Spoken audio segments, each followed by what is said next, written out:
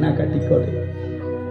ছেলেটা যখন কান্নাকাটি করে সবাই আনন্দ করে, মা ভাবে আহারে আমার সন্তান হলো, দাদু বলে আমার নাতি নাতনি হলো, ঠাকুমা বলে আমার নাতি নাতনি হলো, মামা বলে আমার ভাগ্নে ভাগ্নি হলো, কত আনন্দ, মিষ্টি বিতরণ করে। তাহলে যেদিন তুমি এসেছিলে ভবে কেঁদেছিলে তুমি আর হেসেছিল সবে।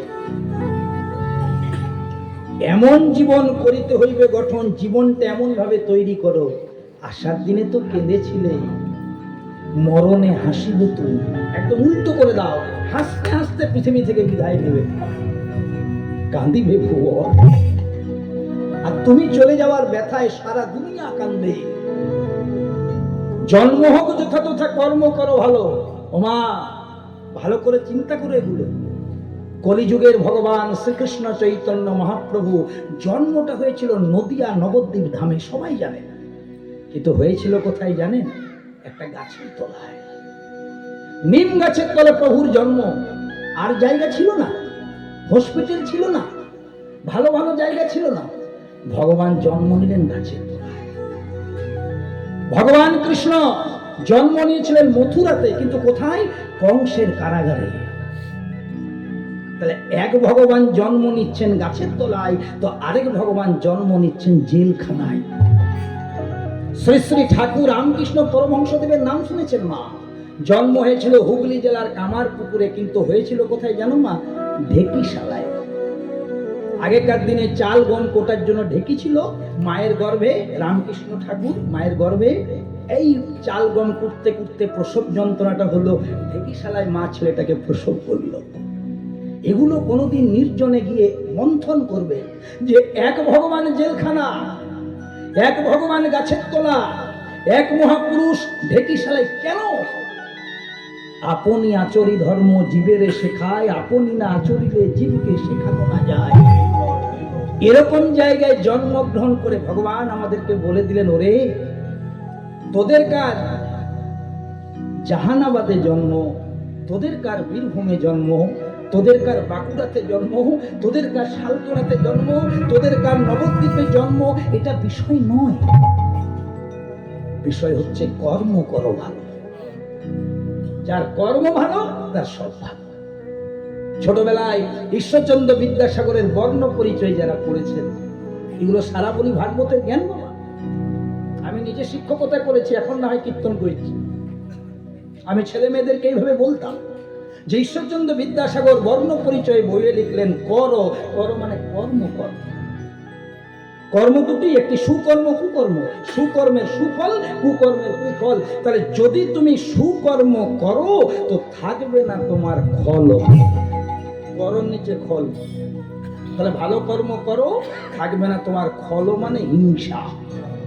যদি না থাকে খল, তবে ঘট, 3.5 হাতের দেহঘরটা তৈরি হয়ে যাবে। যদি ঘট তাহলে জল, প্রেম ভক্তির জল পাবে। আর যদি জল, তো পথ, নিজের পথ তুমি নিজেই খুঁজে পাবে।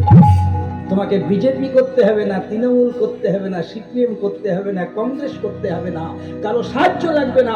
তুমি নিজের পথটা তুমি নিজে খুঁজে পাবে। আর যদি করতে না পারো, ঈশ্বরচন্দ্র বিদ্যাসাগর বলছে, তাহলে তুমি মনে রাখো তুমি অচল, অধম, অপর। আর বাকিটা মাস্টারি করে লাভ নাই। কি আছে আপনারা জানেন? আপনারা জানেন কি আছে?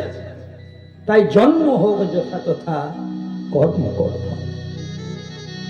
যার কর্ম ভালো সেই শ্রেষ্ঠ। বাবা, গোলাপ ফুলের জন্ম হচ্ছে বাবুদের বাগানে। এই কথাগুলোর কর্মটার কথা শুনে নিন। গোলাপ ফুলের জন্ম হচ্ছে বাবুদের বাগানে, আর পদ্ম ফুলের জন্ম হচ্ছে পাকে। কিন্তু রাধা গোবিন্দের চরণ জুড়ে, মা মহামায়ার চরণ জুড়ে কার জায়গা? পদ্ম ফুলে। তাহলে ওইরকম জায়গায় জন্মগ্রহণ করে ভগবান জগৎকে শিক্ষা দিয়ে দিলেন যে জন্ম হোক যথা তথা, কর্ম করো ভালো। আর কি বললেন? বলছে কিছু করতে হবে না, হাতে করো গৃহ কাম,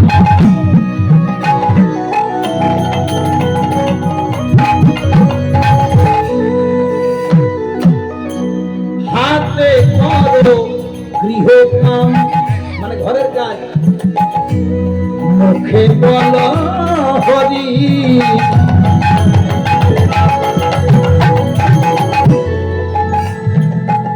একদিন নাই আসে পেরিয়ে যাবে ভব সিন্ধুর পারি, হাতে করো গৃহকাজ, মুখে বলো হরি।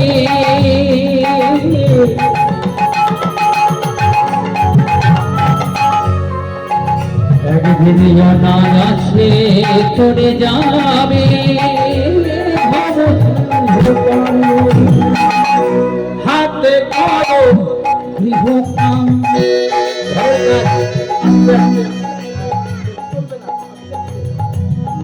হাতে করো গৃহকাজ,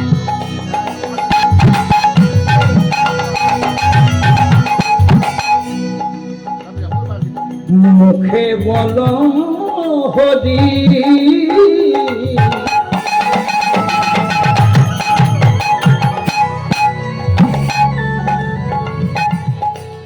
অনায়াসে পেরিয়ে যাবে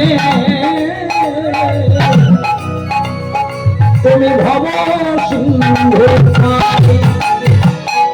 হাতে করো গৃহকাজ, তুমি মুখে বলো হরি। অনায়াসে পেরিয়ে যাবে ভব সিন্ধু পারি। ও মায়েরা, এই আমার কাছে যেমন একটা ব্যাগ আছে না, ভগবানের কাছে একটা ঝোলা ছিল। মন দিয়ে শুনবেন, অশাস্ত্রীয় কথা।